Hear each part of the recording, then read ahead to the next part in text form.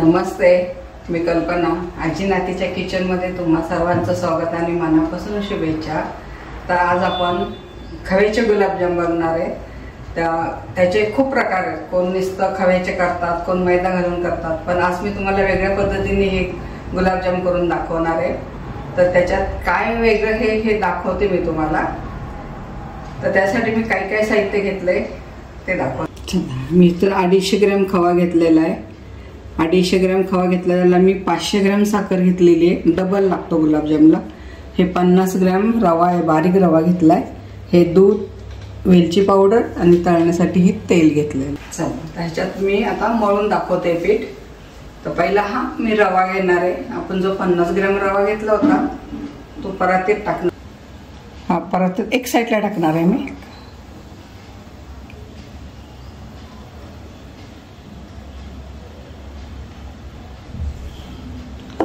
आणि आपण जे दूध घेतलं होतं, रवा भिजल एवढंच आपण दूध टाकणार. त्याच्यात फक्त रवा भिजवून घ्यायचा आपल्याला.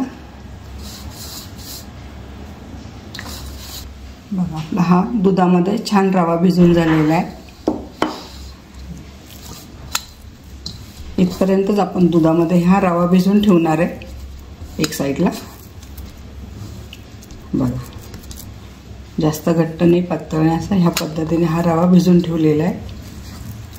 तर आपण लगेच खवा किसायला घेणार आहे. ह्याच्यामध्येच खवा किसणार आहे मी. तर रवा भिजेपर्यंत आपण खवा किसून घेतोय.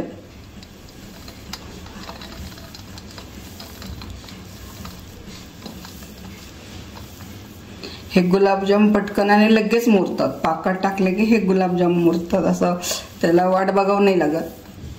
इतके छान गुलाबजाम होतात ते.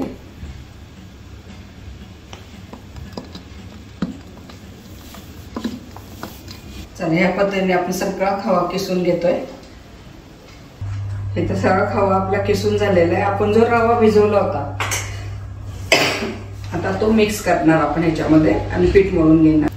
हे जे दुधामध्ये आपण रवा भिजवला होता ना, तो आपण ह्याच्यामध्ये मिक्स करणार आहे. बाकी ह्याच्यात काय घालणार नाही आपण. हे फक्त मळून घ्यायचं आता, रवा आणि खवा एकत्र. चला असं मळून घ्यायचं. त्याला मळण्याचं असतं. हे एकसारखं असं मळून घ्या तुम्ही, एकजीव करा. आपण किसून घेतलेलं आहे तर याला खूप मळावं लागतं. त्याने आपण असं मळून घेणार आहे. त्याला 10 ते 15 मिनिटं आपण मुरवत ठेवणार. चला तर तो गुलाबजामचं पीठ मळून 10 मिनिटं झालेले आहे. छान झालंय पीठ आपलं.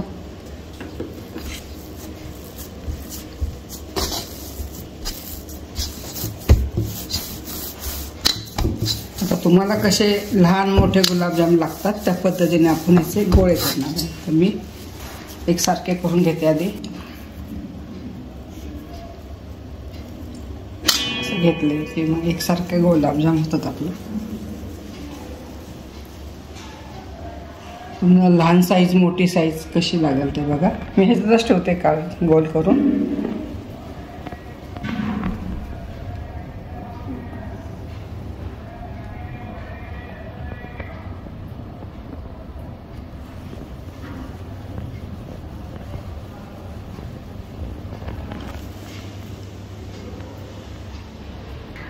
ह्या पद्धतीने आपण सगळे गोळे करून घेऊया. चला आता आपण गुलाबजामचा पाक करायला घेऊ. आधी आपण साखर टाक. हा पाक जास्त हे नाही करायचा, कडक नसतो करायचा. आणि साखर बुडेल एवढीच पाणी घालायचे. जास्त पाणी नाही. ही साखर बुडेल एवढीच आपण पाणी घातले. हे एकसारखं हलवायचं.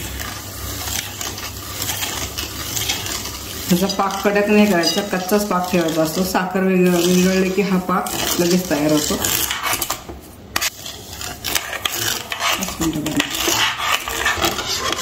एक उकळी आली की बघा आपल्या आता साखर विरघळत आलेली आहे.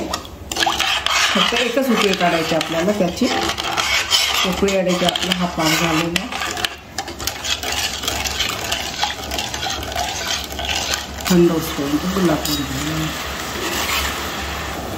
साखर विरघळून झालेली आहे आणि आता उकळी पण आली. आपल्याला एवढाच पाक करायचा, कच्चा पाक असतो गुलाबजामचा, जास्त कडक नाही करायचा.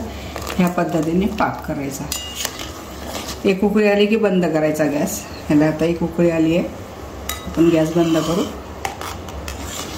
की हा गुलाबजामचा पाक आपला झालेला आहे. असा छान पाक झालेला आहे आपला. फक्त एकच उकळी आणायची, जास्त उकळी कडक पाक नाही करायचा, मग गुलाबजाममध्ये शिरत नाही तो, कडक गुलाबजाम होतात. असा सैल पाक असला ना तर लगेच मुरतात. हा आपला इथं पाक तयार झाला आहे. त्याच्यात आपण वेलची टाकून घेणार आहे, म्हणजे वेलची टाकून होती बारीक करून.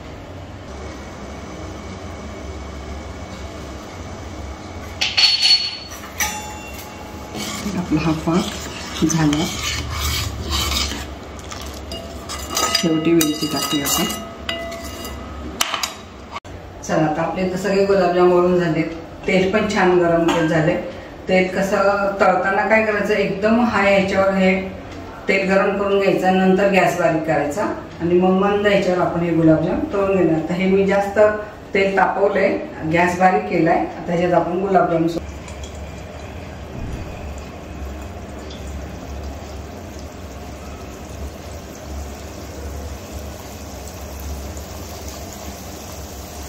असं एकसारखे गुलाबजाम सोडायचे आणि तळताना उलट पलट नाही करायचं, हे मध्ये घ्यायचं सगळं. असं तेल हे करत राहायचं, म्हणजे सगळीकडनं तेल लागतं.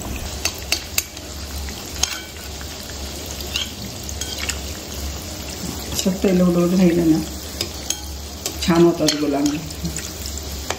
असं करायचं. हे मंद आचेवरच करायचं आहे. मी आधी तेल चांगलं तापून घेतलं होतं, तर एकदम गॅस बारीक आहे.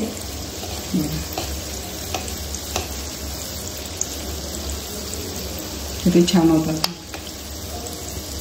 एकसारखे तळले जातात. आणि खूप टाकायचे नाही आहे की त्यांना मध्ये हे करण्यासाठी जागा हवी असते ना, तर थोडे थोडे थोडेच टाकायचे, जास्त एकदम नाही टाकायचे. सारखं असं करत राहायचं, म्हणजे गुलाबजाम सगळ्या बाजूने तळून निघतो, कच्चा राहत नाही मध्ये.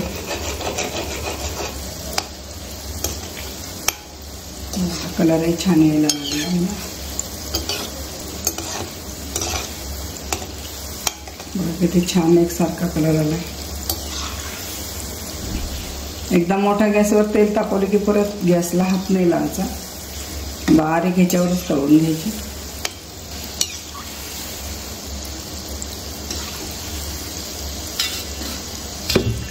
बघायचं आपलं छान कलर पण छान आलाय, सगळीकडनं तळून झाले. हा घन आपण काढून घेऊ.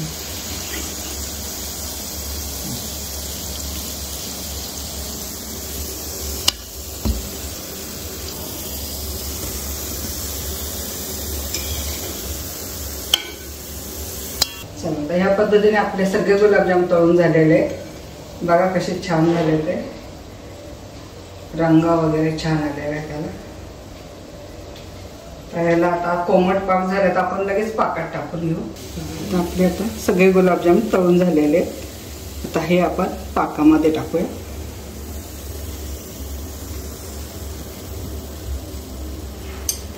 तर आता आपला पाक पण कोमट झालाय. कोमट ह्याच्या पाकामध्येच टाकायचे, म्हणजे लवकर मोर. असं गरम गरम ह्याच्यात टाकला ना कोमट की पटकन पाक शोषून घेतात.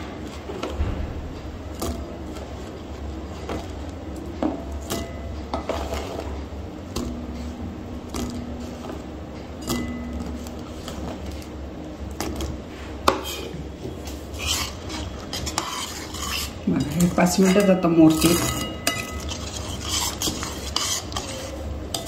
आपले गुलाबजाम तयार झालेले आहे. ह्या पद्धतीने गुलाबजाम केला तर छान होतात आणि लगेच मुरतात रवा असल्यामुळं. आता हा पाक मुरला की नाही ते फोडून दाखवते तुम्हाला.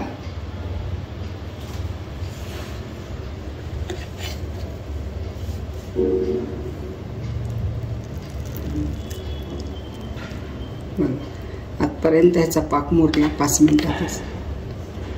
चला इथं आपल्या ह्या पद्धतीचे गुलाबजाम करून एकदा नक्की पहा, छान होतात आणि लगेच मुरतात। तुम्हाला जर ही रेसिपी आवडली असेल तर लाईक करा, कमेंट करा, सबस्क्राईब करा। पुन्हा भेटूया अशाच पारंपरिक पदार्थाबरोबर। तोपर्यंत संत तुकाराम महाराज म्हणतात, मन करा रे प्रसन्न सर्व सिद्धीचे कारण।